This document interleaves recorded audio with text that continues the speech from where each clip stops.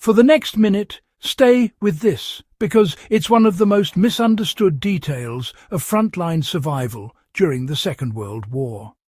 When people think of winter combat in World War II, they think of thick coats, camp stoves, fire barrels, and frostbite horror stories.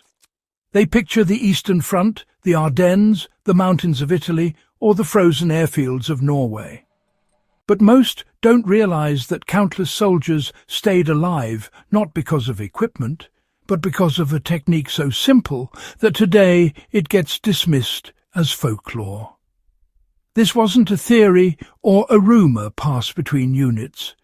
It's something soldiers from Germany, Russia, Britain, America, Finland and Canada used independently because it worked anywhere, under any conditions, without fuel, gear or preparation. It was the deliberate, disciplined use of controlled shared body heat.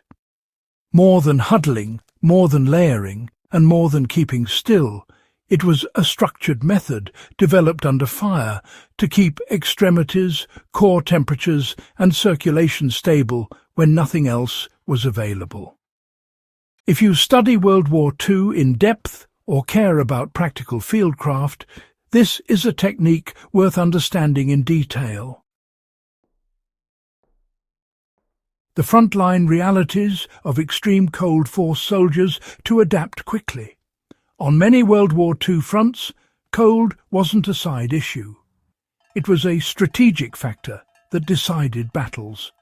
German soldiers in Russia learned it the hard way in 1941 when their supply lines collapsed and winter temperatures plummeted.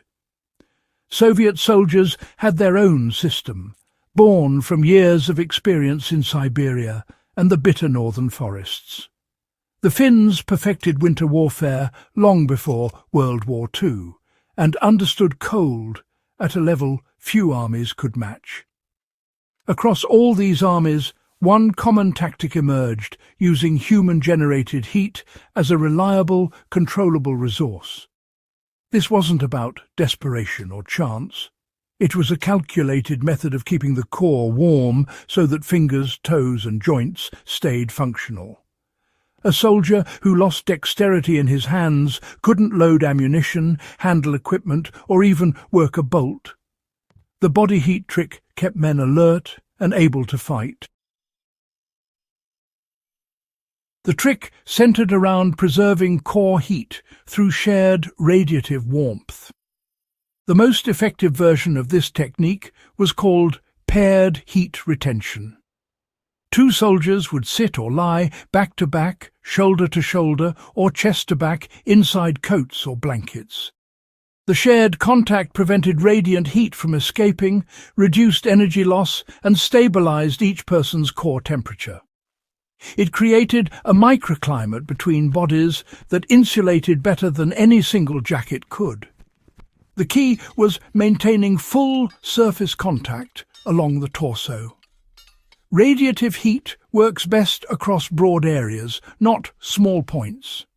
Soldiers learned to sit cross-legged or curled toward each other, so chest, thighs and arms all contributed to warming the pocket of air their bodies created. The method was especially important during overnight watches or long periods of inactivity when hypothermia could set in silently. The technique expanded into group heat banks for multi-man units. Larger groups used a circular arrangement, sometimes called the ring posture, where men sat shoulder to shoulder, knees pulled up, leaning inward so their coats overlapped slightly. The outer layers blocked the wind, and the inner layers trapped the warmth. In foxholes, dugouts or collapsed barns, this technique allowed small squads to survive nights that would have otherwise crippled them. This method wasn't mindless clustering. The men rotated positions so the coldest areas faced inward and the warmest outward. In Soviet manuals and Finnish training guides, this rotation system was taught as a survival technique, not a comfort measure.